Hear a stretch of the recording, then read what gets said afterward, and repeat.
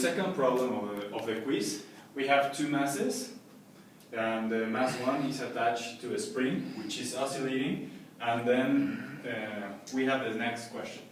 Which is the maximum amplitude that the oscillation can have in order that the mass 2 doesn't fall apart from the system? So, well, first we have to make a free body diagram of the mass 2.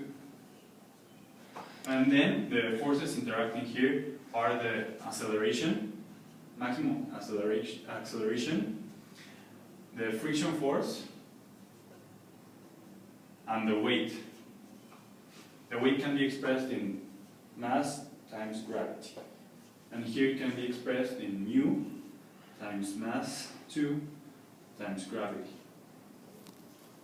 So, in order to get the acceleration, we need to take into account the next formula. Then we can obtain W with its formula square root of K over M total. Here we take both masses, mass 1 and mass 2, because the two are part of the system. And then we can put it into here.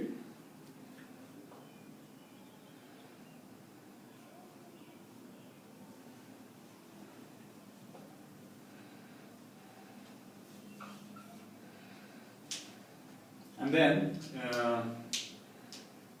we have we have to use Newton's second law, that it's force, it's equal mass times acceleration. And this acceleration we have just obtained in terms of W.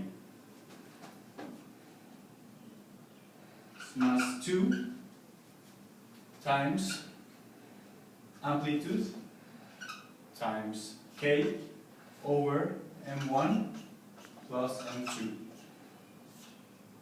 And now we have our first equation. The next step is to find out the next equation that can be obtained from the friction force here.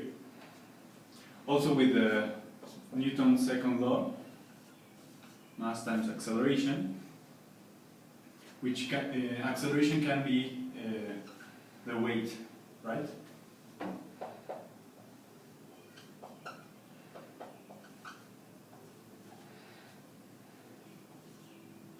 Since we are studying the friction force, we need to add the coefficient.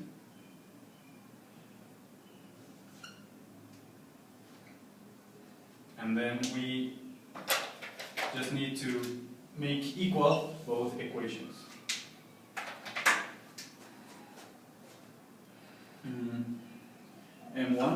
M2 times A times K over M1 plus M2, it's equal to M2 times mu times gravity. And then the problem states that we need to find out the amplitude. And the amplitude, it's equal to the, if we isolate the A, we get with mu, or the friction, times the gravity, times mass 1 plus mass 2. Here, both masses, mass 2 and mass 2, can be cancelled because are in both sides of the equations, over K. In other terms, we can substitute each value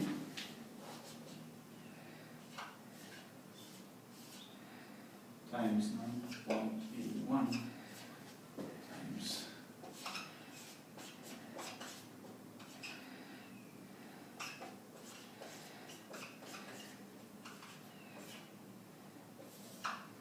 over the constant of the spring is 10 Newton over meter. So if we solve for this, we obtain that our result it's equal to 0.0235 meters or 2.35 centimeters.